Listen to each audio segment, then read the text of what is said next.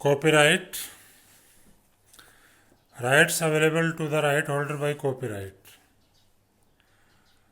Right holder को copyright के द्वारा कुछ अधिकार मिलते हैं, जो कि नंबर 1 अपने कार्य की नकल करके अनेक प्रतियां बनाना तथा इनको विक्रय करना, ऐसे कार्य करना जो मौलिक कार्य के द्वारा उत्पन्न किए जा सकते हैं, अपने कार्य का आयात या निर्यात करना, कार्य का खुले रूप में प्रदर्शन करना, इन अधिकारों को अन्य व्यक्तियों को हस्तांतरित करना, रेडियो अथवा वीडियो द्वारा इन अधिकारों का प्रदर्शन करना या संचार करना, अपने कार्य का अनुवाद करना तथा उसका रूपांतरण करना। रूपांतरण से मतलब है अडेप्टेशन से किसी एक कार्य का किसी उद्देश्य की पूर्ति करने के रूप में बदलना। जैसे एलएलबी के लिए आईपीआर विषय की पुस्तक का बीएससी एजी के विद्यार्थियों के सिलेबस की पूर्ति करने के लिए रूप में बदलना। इंटरनेशनल कॉपीराइट ऑर्डर 1958, इसके अनुसार बर्ने कन्वेंशन या यूनिवर्सल कॉपीराइट कन्वेंशन के किसी सदस्य देश में जो कार्य प्रकाशित हुआ हो उसको वही ट्रीटमेंट मिलेगा जो भारत में सबसे पहली बार प्रकाशित होने वाले कार्य को मिलता है।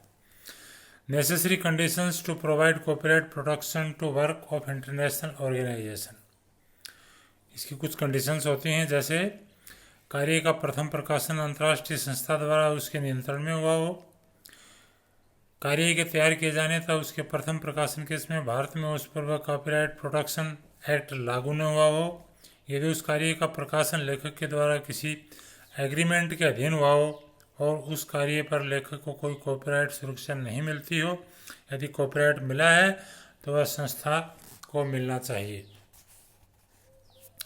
Assignment and licensing of copyrights, वैसे तो किसी भी इंटेलेक्चुअल प्रॉपर्टी से संबंधित कॉपीराइट का स्वामी उस कॉपीराइट द्वारा प्राप्त अधिकारों का स्वयं सीधा उपयोग करके अपनी आय कमा सकता है, परंतु यदि वह चाहे तो कुछ विधियां हैं जिनका प्रयोग करके भी आय प्राप्त कर सकता है, जैसे असाइनमेंट ऑफ कॉपीराइट्स या इश्यूइंग लाइसेंस। इन दोनों प्रक्रियाओं में कॉपीराइट के स्वामी को आपसी लाभ के लिए अन्य व्यक्तियों से भी शेयरिंग करनी पड़ती है। असाइनमेंट ऑफ कॉपीराइट्स, किसी वर्तमान कार्य में कॉपीराइट का स्वामी या भविष्य में किसी कार्य की कॉपीराइट का स्वामी किसी दूसरे व्यक्ति को इस कॉपीराइट का पूर्ण या आंशिक रूप से हस्तांतरण या असाइन कर सकता है, परंतु भविष्य में उत्पन्न होने वाले कार्य के कॉपीराइट का हस्तांतरण उस कार्य के अस्तित्व में आने पर ही प्रभावी होगा।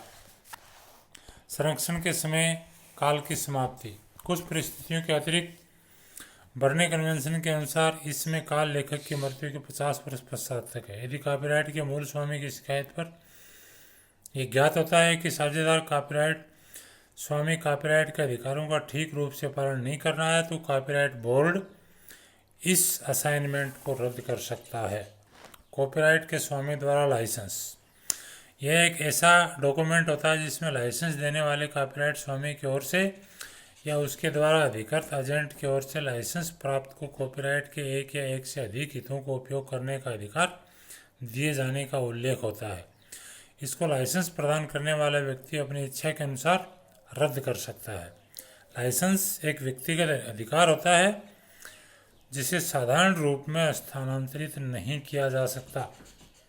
कंपल्सरी लाइसेंस, जनता में किए गए या प्रकाशित भारतीय कॉपीराइट के समय काल में कार्य के कॉपीराइट स्वामी द्वारा कार्य को पुनः प्रकाशित करने से इनकार करना या उसके पुनः प्रकाशन को किए जाने की अनुमति न देना या उस कार्य को जनता के बीच किए जाने से मना करना जिसके कारण वह कार्य जनता में नहीं किया जा सके से संबंधित शिकायत पर कॉपीराइट बोर्ड कॉपीराइट के स्वामी को सुनने का अवसर प्रदान करके तथा पूछताछ करके कार्य के पुनः प्रकाशित करने, जनता के बीच कार्य करने,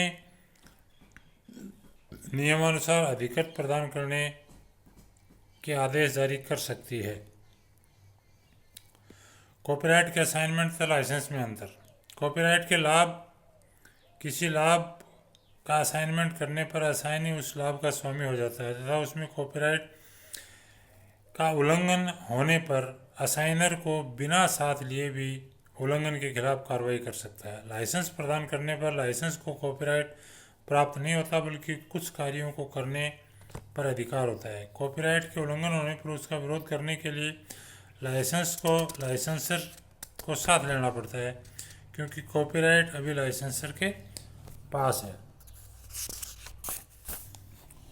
copyright office and copyright board.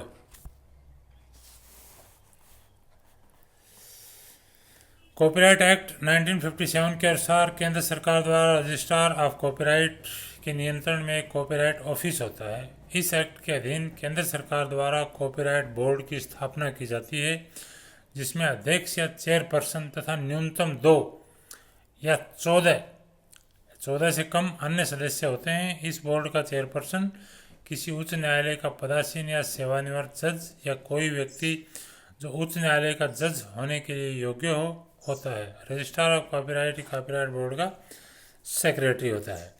Copyright board के मुख्य कार्य। Manufacture of copyright board. कुछ जो विवाद होते हैं कॉपीराइट से संबंधित रिकॉर्ड की प्रतियों को उपलब्ध करवाना, तो कॉपीराइट के वितरण तथा समय काल से संबंधित विवादों का निस्तारण करना। कुछ स्थिति में लाइसेंस स्वीकृत करना भी होता है। साहित्य तथा ड्रामा से संबंधित कार्यों का निर्माण करने तथा उनके अनुवाद प्रकाशित करने, साहित्य तथा विज्ञान आदि से संबंधित कार्यों का प्रकाशन करना। कॉपीराइट स्वामी को देय पारिश्रमिक ज्ञात करना। Copyright society. ये संस्थाएं केंद्रीय सरकार द्वारा कॉपीराइट अमेंडमेंट एक्ट 1994 के अंतर्गत कुछ बातों को ध्यान में रखते हुए बनाई जाती हैं। इनका रजिस्ट्रेशन आरंभ में 5 वर्ष के लिए होता है, जो बाद में बढ़ाया जा सकता है। आवेदनकर्ताओं की व्यवहारिक सक्षमता तथा योग्यता। कॉपीराइट एक्ट के अधीन लेखकों तथा अन्य कॉपीराइट अधिकार रखने वाले लाइसेंस प्राप्त करने के इच्छुक व्यक्तियों के इंटरेस्ट हित। कॉपीराइट सोसाइटीज पर नियंत्रण। कॉपीराइट सोसाइटीज के कार्य। शुल्क लेकर एक्ट के अधीन लाइसेंस प्रदान करना तथा शुल्क लेना। अपना खर्च काटकर राइट्स के स्वामियों में प्राप्त शुल्क का बंटवारा करना। शुल्क वसूलने तथा उसका बंटवारा करने से संबंधित नियमों के लेखकों से तो कॉपीराइट अधिकारियों स्वामियों से मंजूरी लेना। बर्ने कन्वेंशन 1886 साहित्यिक तथा कलात्मक कृति या कार्य के संरक्षण के लिए कॉपीराइट प्रोटेक्शन का कार्य अंतर्राष्ट्रीय स्तर पर 19वीं शताब्दी के मध्य में बाइलेटरल संधियों के आधार पर आरंभ हुआ। इसमें कुछ दोष थे। संधियों का ढांचा एक समान नहीं था। संधियों की व्याख्या विस्तृत तथा व्यापक रूप से नहीं की थी। इन दोनों दोषों को समाप्त करने के लिए उद्देश्य से बर्ने में 9 सितंबर 1886 को बर्ने कन्वेंशन को अपनाया गया, जिसका मुख्य उद्देश्य साहित्यिक तथा कलात्मक कार्यों को संरक्षण प्रदान करना है।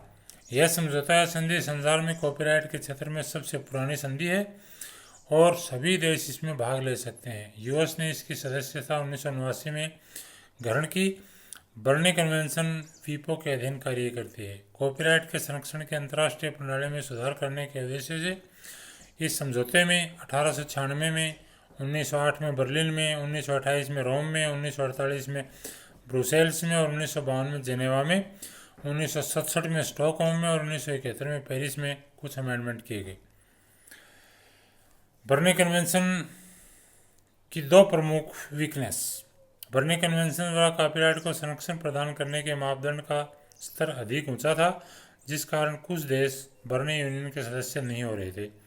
2 प्रभावशाली देशों के समय यूएसए तथा यूएसएसआर तथा अनेक और देशों की बर्ने यूनियन का सदस्य न होना भी बर्ने कन्वेंशन की बड़ी कमजोरी मानी जाती है। इससे संबंधित और कुछ संधियां हैं, जैसे ट्रिप्स है, WCT है। दिसंबर 1996 में वीपो कॉपीराइट ट्रीटी हुई, जो कॉपीराइट संरक्षण से संबंधित है। इस ट्रीटी में ऐसे कार्यों के संरक्षण की विधियों का वर्णन किया गया है जो डिजिटल विधियों द्वारा इंटरनेट तथा स्थानांतरित किए जाने। WCT से कॉपीराइट द्वारा संरक्षण प्राप्त करने वाली विषय वस्तुओं में कंप्यूटर प्रोग्राम शामिल होते हैं। बर्ने कन्वेंशन के मुख्य उद्देश्य साहित्यिक तथा कलात्मक आर्टिस्ट कार्य करने के लिए उनके लेखकों के अधिकारों को संरक्षण देना।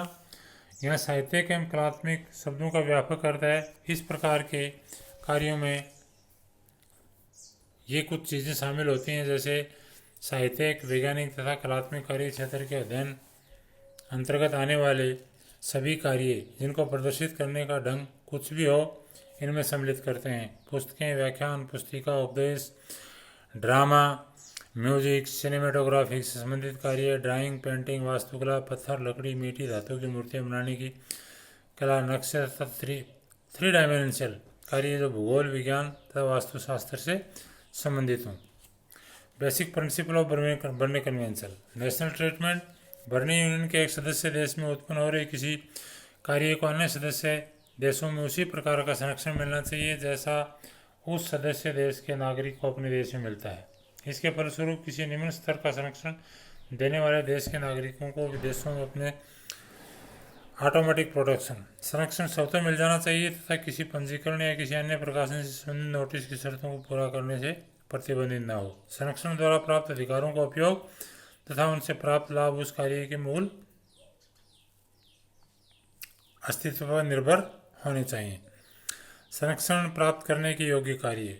Works eligible to seek protection किसी भी रूप या प्रकार में व्यक्त किया जाता है। साहित्यिक, वैज्ञानिक तथा कलात्मक क्षेत्र से संबंधित मूल रचना या कृति या उत्पादन संरक्षण के लिए पात्र है। संरक्षण प्राप्त करने के लिए आवेदन करने योग्य व्यक्ति। कॉपीराइट विद कंप्यूटर प्रोग्रामिंग और सॉफ्टवेयर। एक्ट के अनुसार कॉपीराइट का उल्लंघन। यदि कोई व्यक्ति जिसके पास स्वयं कॉपीराइट या रजिस्ट्रार से कोई लाइसेंस न हो या लाइसेंस की शर्तों के विरुद्ध ऐसा कार्य करता है जिसके करने पर एक्सक्लूसिव राइट कॉपीराइट के स्वामी के अधीन होते हैं, कार्य के संचार के लिए लाभ कमाने के उद्देश्य से जनता को जानबूझकर धोखा देता है तो कॉपीराइट का उल्लंघन होता है। यदि कोई व्यक्ति किसी कार्य के उल्लंघन वाली प्रतियों को बेचने के लिए बनाता है या बेचता है, किराए पर देता है, व्यापार के रूप में प्रदर्शित करता है या व्यापार के लिए बांटता है तो यह भी कॉपीराइट का एक उल्लंघन होता है। कॉपीराइट किसी कार्य का होता है, नहीं कि उस कार्य में व्यक्त विचारों का। अतः यदि कोई व्यक्ति किसी कार्य में से एक विचार लेकर अपने कार्य का विस्तार करता है तो ये कॉपीराइट का उल्लंघन नहीं होता है। अपवाद। Exception of infringement. Copyright act में कॉपीराइट के उल्लंघन के कुछ अपवाद हैं जिनका मुख्य उद्देश्य अध्ययन, शोध तथा शिक्षा को प्रोत्साहन देना तथा जनहित से संबंधित कार्यों के लिए मौलिक कार्य की पुनरावृत्ति करना है। इसमें कलात्मक, साहित्यिक, ड्रामेटिक तथा गायन संबंधी क्रियाओं को निम्न कार्यों या रूपों में प्रयोग किया जा सकता है। व्यक्तिगत कार्य, वर्तमान समाचार, शोध कार्य, जनता के लिए भाषण, अदालती कार्रवाई लिए किसी प्रकार की पुनरावृत्ति। कॉपीराइट के स्वामी की स्वीकृति प्राप्त किए बिना कार्यों का उपयोग। कॉपीराइट द्वारा संरक्षण की कुछ लिमिटेशंस भी होती हैं। बर्ने कन्वेंशन तथा ट्रिप्स के अंदर जो अंतर होते हैं, बर्ने कन्वेंशन के अनुसार लेखक के नैतिक अधिकारों को सम्मिलित किया गया, परंतु ट्रिप्स एग्रीमेंट में नैतिक अधिकारों को सम्मिलित नहीं किया गया है क्योंकि ये व्यापार से संबंधित नहीं माने जाते। ट्रिप्स एग्रीमेंट में संरक्षण के कुछ अतिरिक्त मानकों या मानदंडों को सम्मिलित किया गया है। इनमें विशेष रूप से वे अधिकार हैं जिनका संबंध नवीन प्रकार के सृजनों से है।